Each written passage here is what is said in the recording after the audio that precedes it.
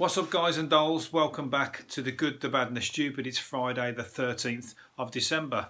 Friday the 13th being very apt if you're a Labour supporter, because we've just got bashed by the Tories in the general election. Woke up this morning to pretty much, well, saying that I watched the exit poll last night, and literally just as voting finished at 10 o'clock. And the exit poll came out and said pretty much what happened, or kind of guessed what happened based on polling a number of people. It's amazing how they fucking get it so right. Kind of spoiled the fucking, you thought you might go to bed and then wake up with your just desserts or just rewards, if you like. But no, you get told the exit poll, and it was a dampener put on it straight away because everybody believed it almost straight away, and the guy pretty much nailed it. So I think everybody was in agreement that it probably was going to happen. So there you go.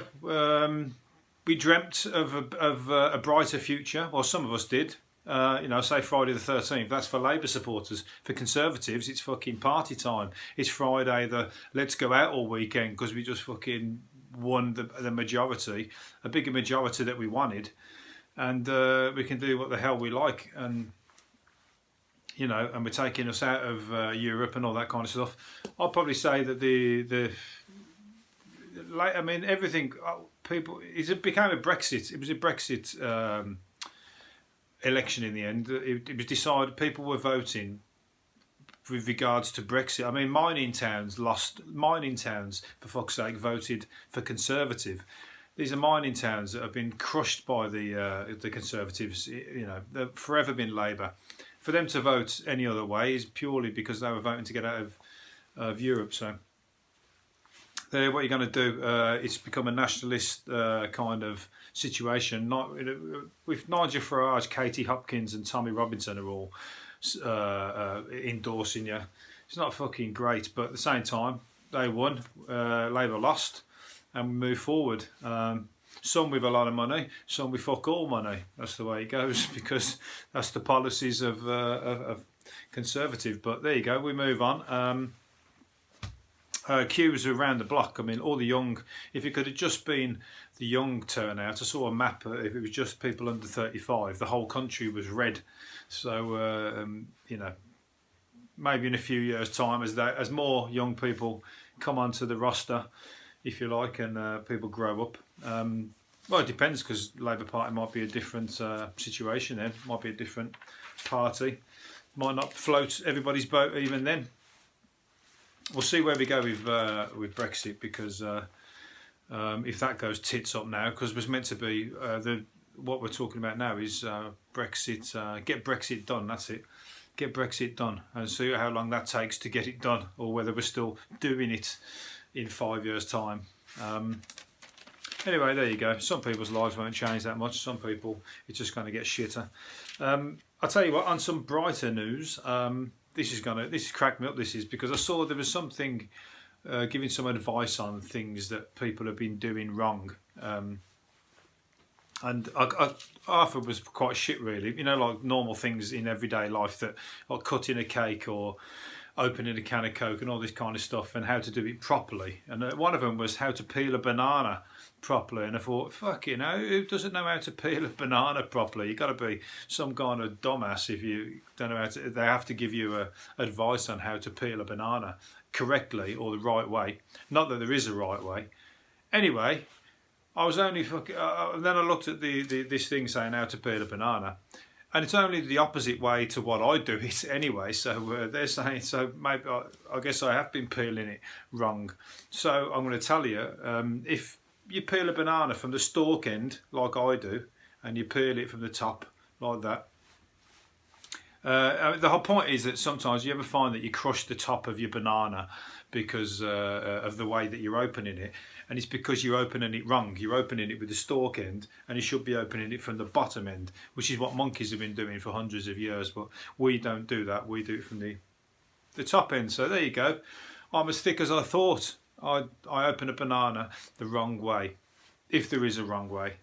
So there's a little life hack for you. You can put that one in your in your things to forget about drawer, the things to forget and not to give a shit because it's not really that important.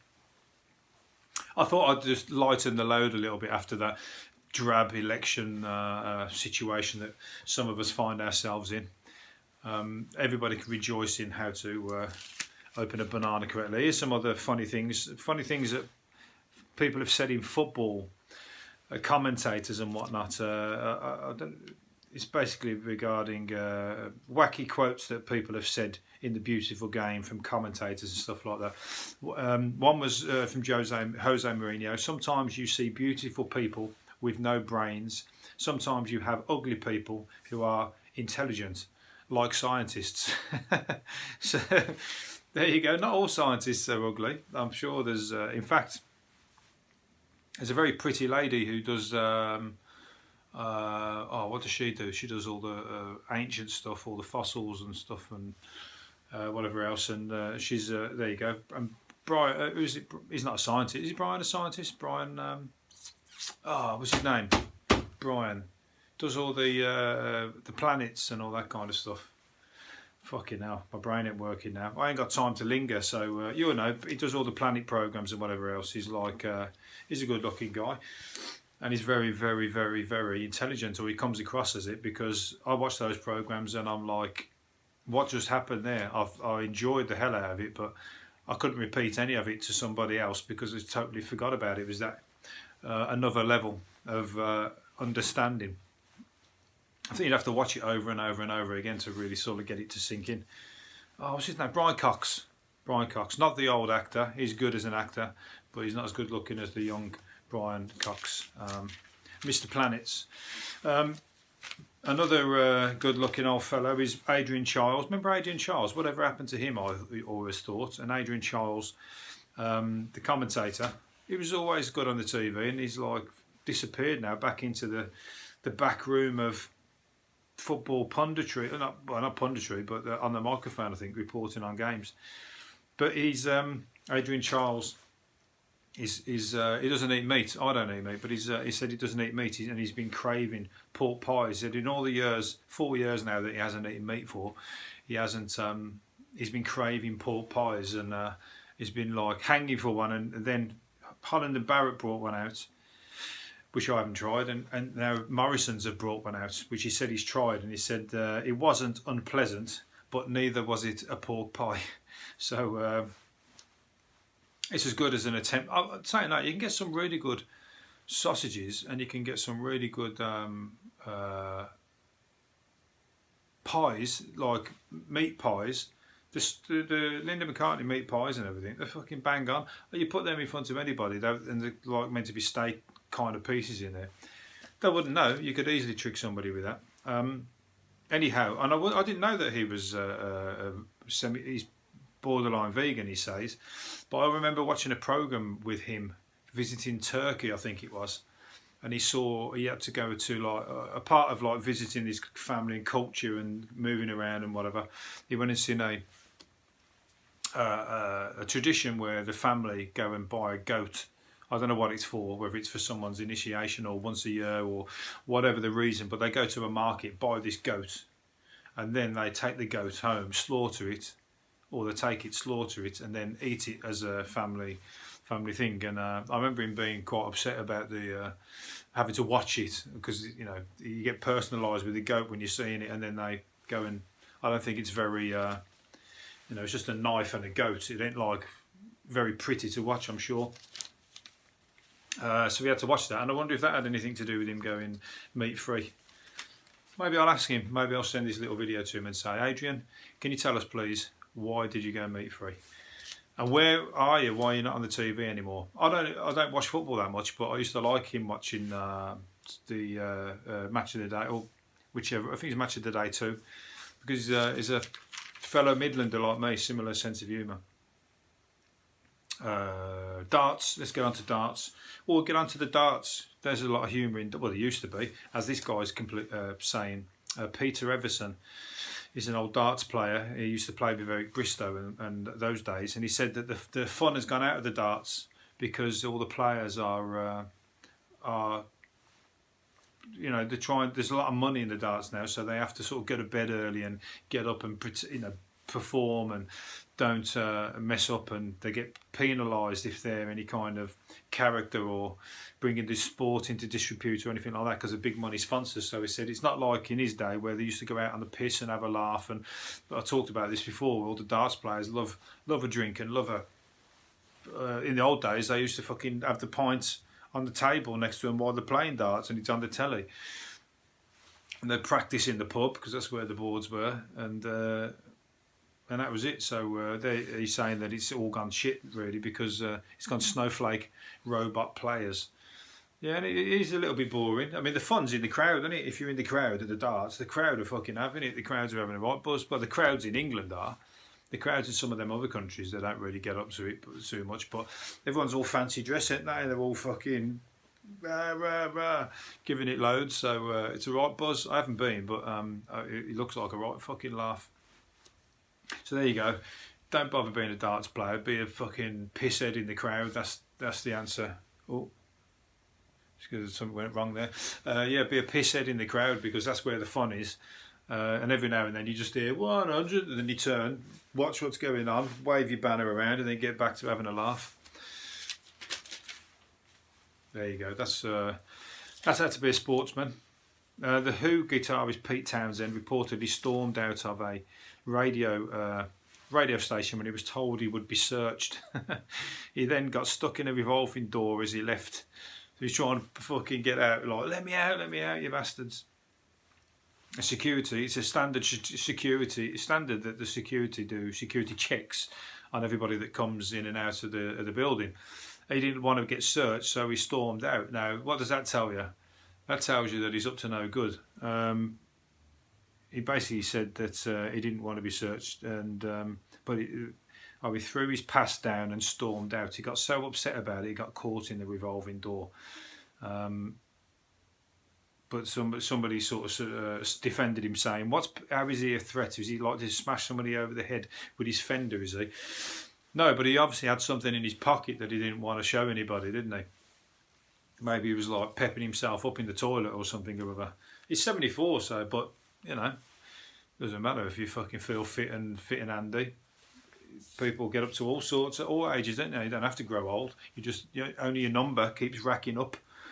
Maybe keep switching it then, say I feel 47. But yeah, something I missed there anyway, isn't there? There's two old, these, yeah, look at these two. These know the score. These haven't grown up.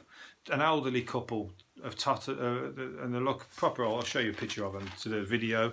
Imagine an old man and an old woman that look like an old man and dress like an old man and an old woman. They're in the 70s. Shoplifting. They nicked a big bronze horse out of a antique centre.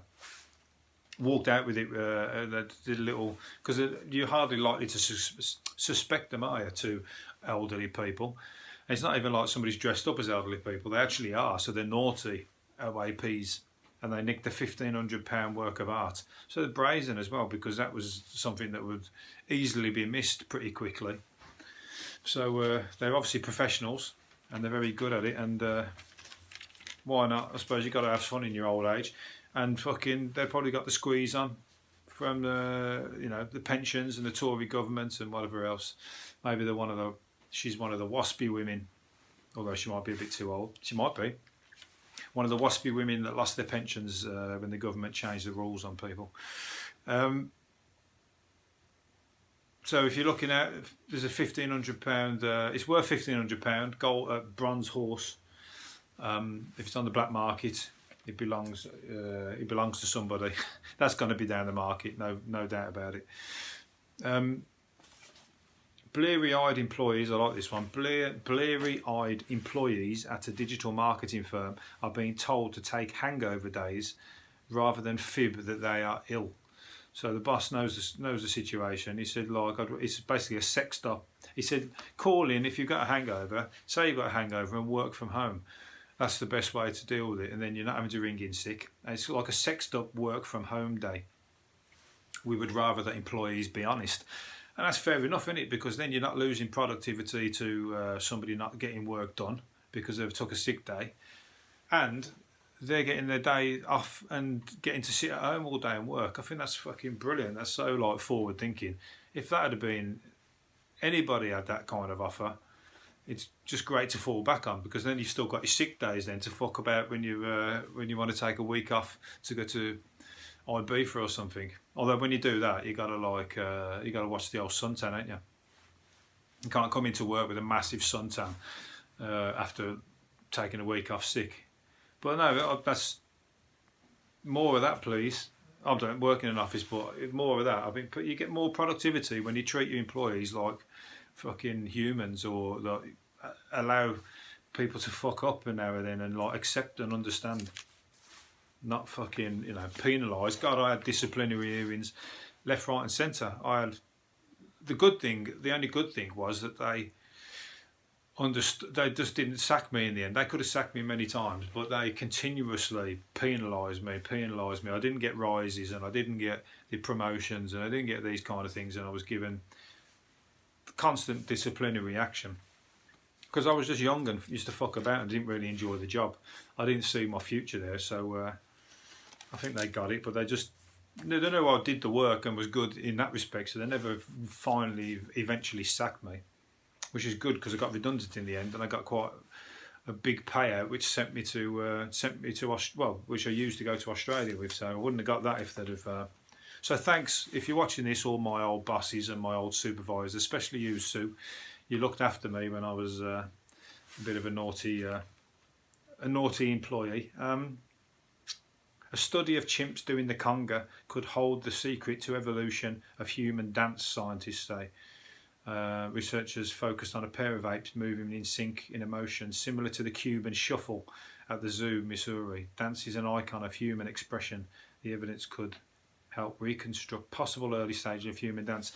I told you, the language has gone all the way back to almost to the monkey days. We talked about that yesterday. Monkeys have got the fucking one up on us on how to open a banana, how to peel a banana. I didn't know I've been doing it wrong all that time, all my whole life, and now monkeys do the conga. Maybe they've just had a vote. Maybe that's the conservative monkeys doing their conga, and they've just had a fucking woke up and they've just gone, hey, we fucking win, we've won, we're rich, we're like, fucking more for me, less for you, more for me, less for you, more for me, less for you. That's fucking, there they go. They're off on a weekend of fun and frolics, just like the members of the Tory party are celebrating today. So you see some of those pictures around the country of people when they won the seats and that. You can tell they're like city boys and bankers and stuff like that, all enjoying it, smart suits and whatever else. And yeah, anyway, good luck, and I don't say congratulations because I'm not happy about it, but there you go. I'm going to leave it there. Hopefully you've enjoyed it. Going to see you again next week, and hopefully I'll cheer up a little bit, be a little bit happier. But I won't smile. Don't smile very often. See you later. Bye.